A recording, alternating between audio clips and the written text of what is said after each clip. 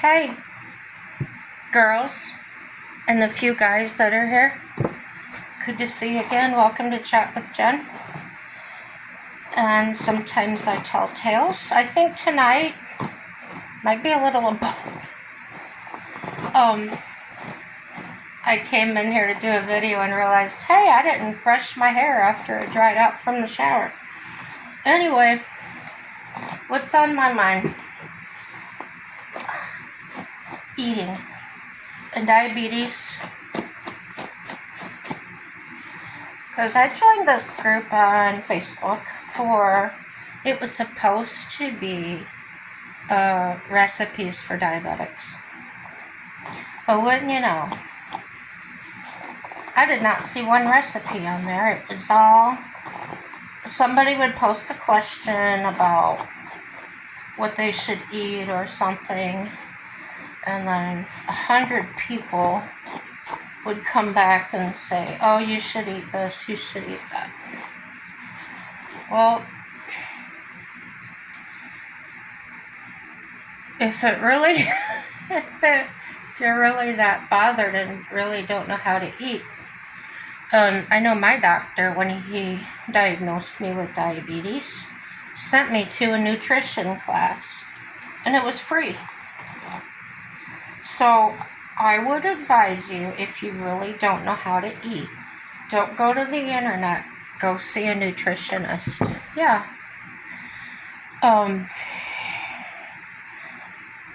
My diet's tricky. Y'all know that if you've been watching. Here's what I do. I eat whatever I want, but cut the quantity of it way down. So if I really have to have a baked potato, I'll get the smallest one I can. If it's not small enough, I'll cut it in half. And just have the half.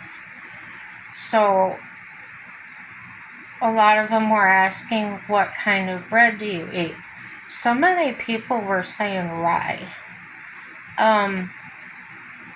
I don't know if that's just something they prefer, but it really has nothing to do with diabetes, guys. That's why I'm saying that go to a nutrition class for real. That food pyramid that I learned in school really doesn't apply. I'll just tell you this way. You need some carbs for energy. I would calculate that based on how active you are.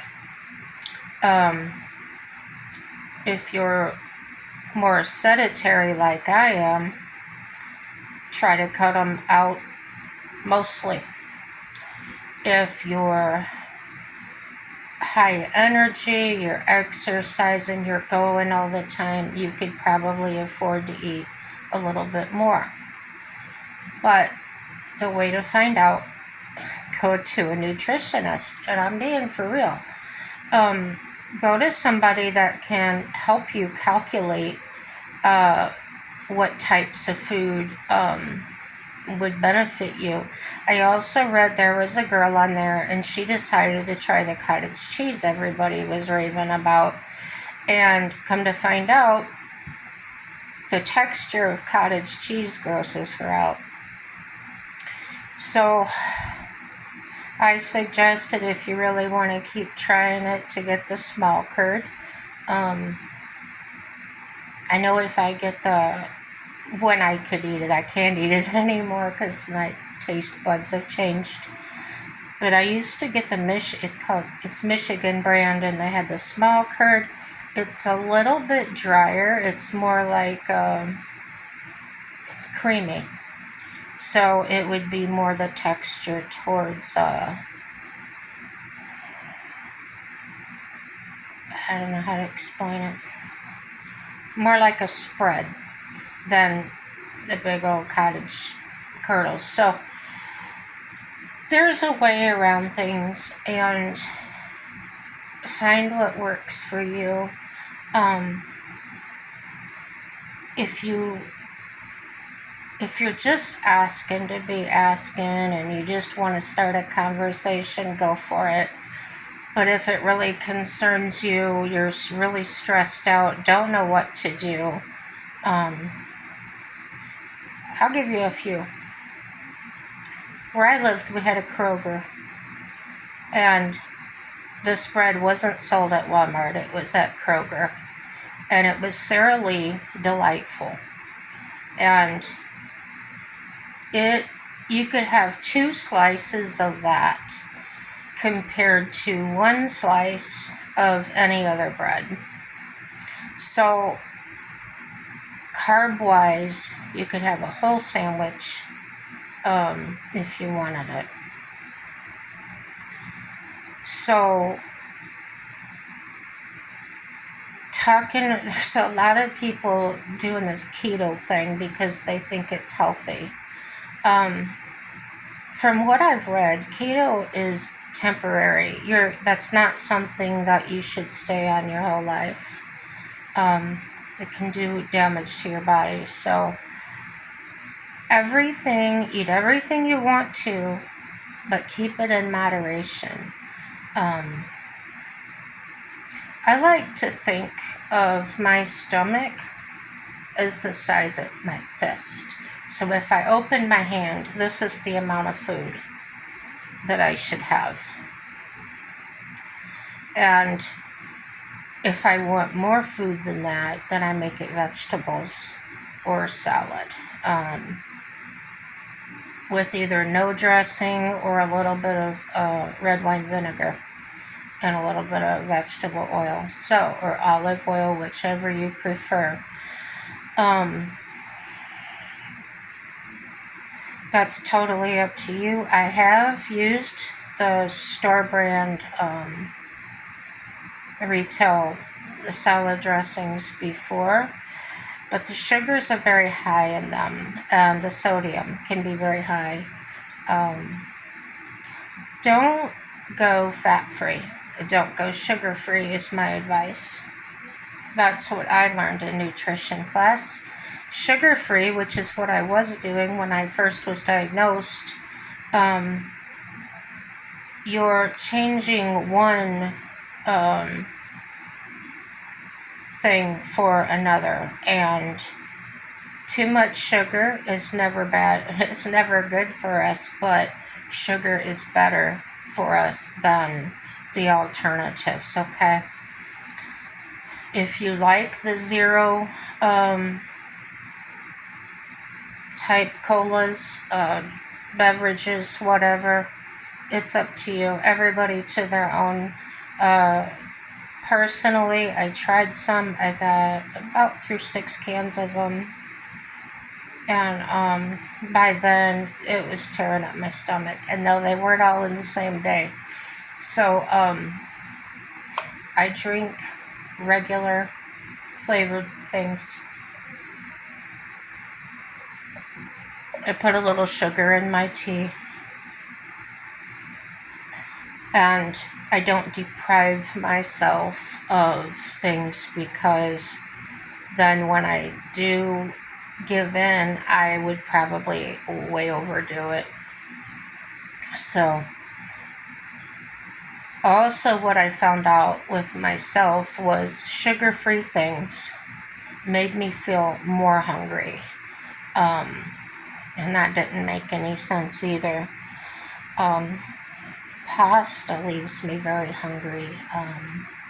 I could, when I was eating it, I could eat a small bowl, feel satisfied, and then an hour or 2 later I'm starving, or feel like I'm starving, and I knew I wasn't, but that's just the effect pasta has on me. Yeah. So, I don't need comments about my weight. It's none of your business, but I will give you an inside clue. I have many health issues that have kept me down. I have a thyroid issue, which that's not an excuse. It's not bad enough to warrant extra weight.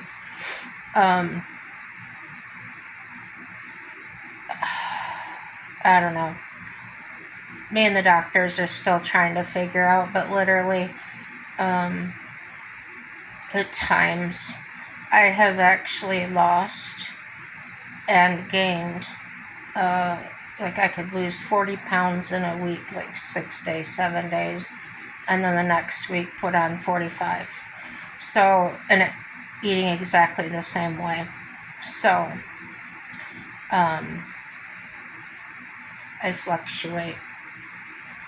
So now I'm more active and exercising 2-3 hours a day. And my appetite really hasn't increased. I do get the munchies, like if I usually eat around 4 o'clock in the afternoon is my dinner. And then probably by 7, I'm wanting something. So my something has been difficult to figure out. Lately, I've been having the Outshine fruit bars, but they're not good for me either. They're really high in carbs and sugar. But I don't avoid the sugar, but I try to avoid the carbs. Just thought I'd mention the sugar because not everybody believes in having any sugar, so that's up to you. I will break down and have a few French fries that I've made here at home. I don't eat fast food. If I go to a fast food restaurant, it's usually just for a drink.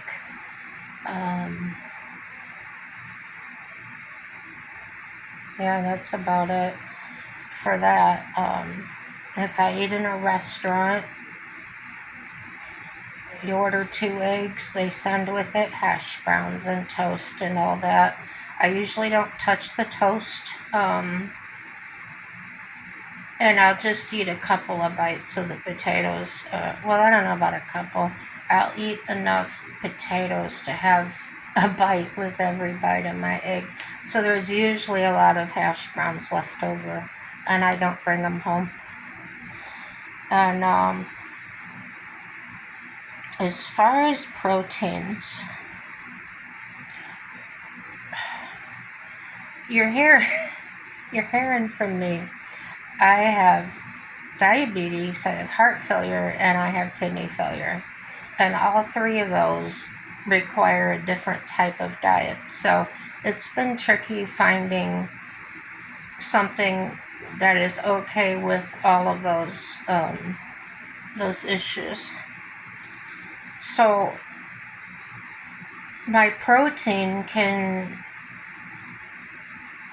everybody can get along with fish and pork and things like that, chicken, but no dark meat. Like I'm talking about ground beef, anything beef.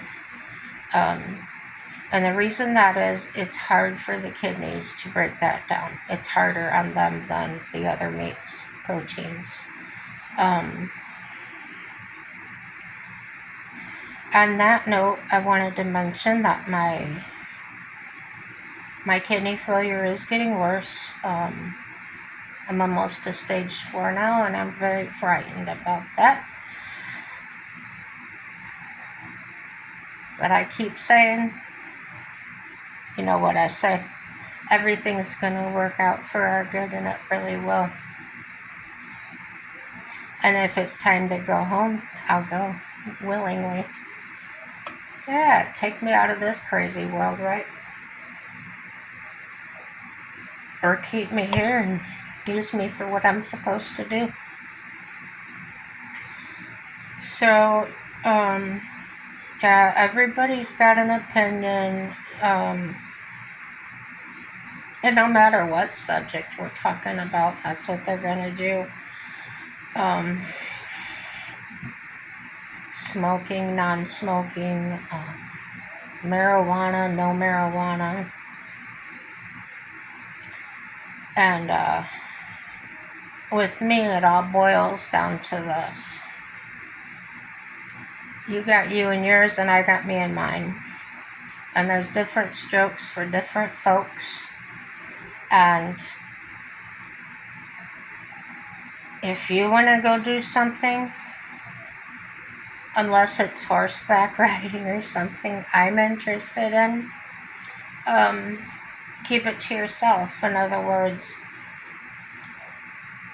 if you smoke pot, don't bring it into my house. Plain and simple. Any drugs, anything like that, and really don't take it into anybody's house. That yeah, things we were taught in kindergarten. Keep your fingers off things that don't belong to you. Stay in your seat. Now we say stay in your own lane. It just keeps boiling down to no matter what topic, what group it is, there's like so many people in there just... I was watching a video on a murder case, and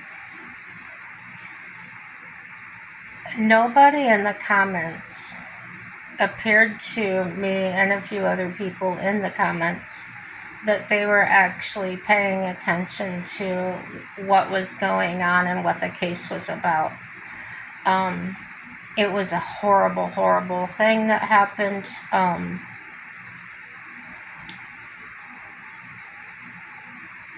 But right away, everybody jumps on the person that did it. Normal. There's no excuse for it. And I don't expect an excuse for it. I don't excuse it. However, the conversation, in my opinion, should have been more like,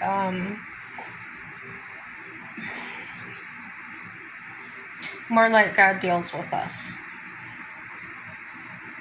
And that we all do bad things. And as I've mentioned before, God is black and white. There's sin and there's no sin. And there's the black and white. And we're the ones that make it 2 degrees. We're the ones that, in our mind, they say this is worse than that. And that, you get what I'm saying. So God doesn't do that. His thoughts are not our thoughts whatsoever. So, sin is sin. If you stole something, you're as guilty as a murderer. And if you don't believe me, read your Bible. It's that easy. I'm not here to argue. I'd love to hear your views. That's great. But don't attack me. Don't attack anybody in the comment section personally. And what I mean by personally is something they said. Don't attack their punctuation, their spelling. That's petty and really has nothing to do with the subject and is not productive, and nobody wants to see it, whether you think so or not. So it's complicated. It hurts my heart to see grown people acting so badly. And we all do it, me included. But are we trying?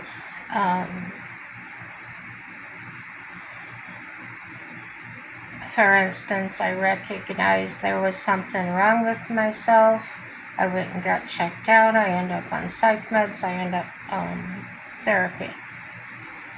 If I didn't take care of myself, I probably wouldn't have a husband. I probably wouldn't have any friends because it was very difficult to get along with me. Um, there's so many people that appear to me to be really mentally ill. And there's a lot of people that are,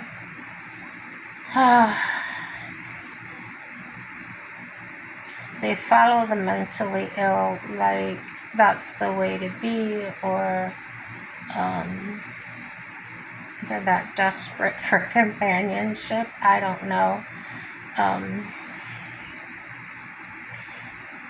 Just have a lot of thoughts about that. And what I was getting into about stay in your own chair, stay in your own lane, is that the way I grew up and the way I still sort of believe is that my belief, the way I see things. So if I go to this church or I voted for this person, it's none of your business. And when people post those things, tell yourself that that's their thing, that's not my thing, and move on. When you sit there and you argue over something somebody really believed, it's petty, it's immature, and it's not going anywhere. If you truly have something intelligent to say, by all means, say something intelligent. There was a person that commented on a video I made talking about how he recognized I was trying to be a good person, and 99.9% or something I was successful. And well, thanks for noticing. I don't see myself as 99.9% good, but thank you. Thank you for that. But at the same time, and what I appreciated dearly was telling me, giving me feedback on what I said, how it sounded, and his opinion on things. And that to me felt more like a conversation than a confrontation or an argument. We can have strong opinions. I know it growing up in my house, there were a lot of opinions. It was a loud house. People talked loud and were always talking over each other. And I've been to some other people's houses that it was really crazy like that, even more than I could stand. I had to go outside. They would sound like they were going to fight any minute, but they really weren't. It's just how they function.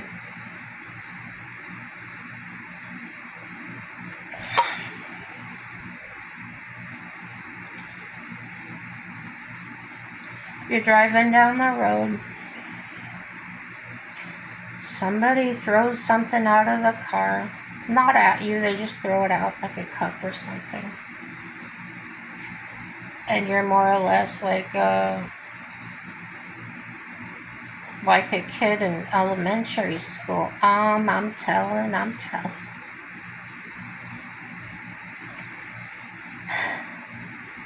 Here's the way I am. If it bothered me that much, I'd stop and pick it up. God is going to judge me for me, and how did I respond?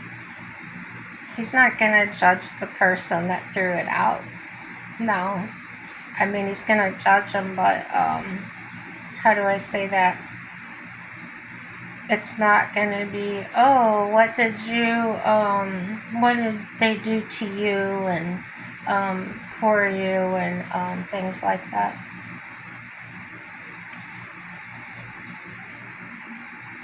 It only matters is how we respond and how we treat each other. Those are the things God's looking at.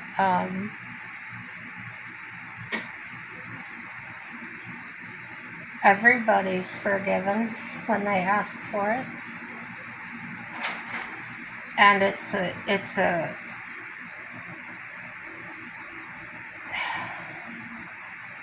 so many things that I just get bottled up because I'm sometimes leery about putting things on here. I never know how it's going to be taken, understood. I want to stay kind of vanilla on some subjects, just kind of middle of the road. I'm not an extremely opinionated person. Everything's up for discussion. But if I think you're wrong, you're wrong. But I wouldn't say that. No. I would probably just wait, look it up later, find out for myself, and then go on from there. I'm not going to call you up or next time I see you get in your face and say, you were wrong about that, and da da da da. It's not loving your neighbors for sure. Everybody's gonna find out in their own time. That's just the way it works. And if you're running around correcting everybody all the time, what kind of life are you having? Do you have a life, really? Get busy. Do something. Everybody complains and complains, but what are you doing? And not everything has to cost money. I've heard people, they've been on the computer for days, okay, and then they start complaining, oh, my grass needs to be cut. Well, why didn't you cut it? Oh, I just haven't had time. But you spent 2 hours on the computer. That's just an example.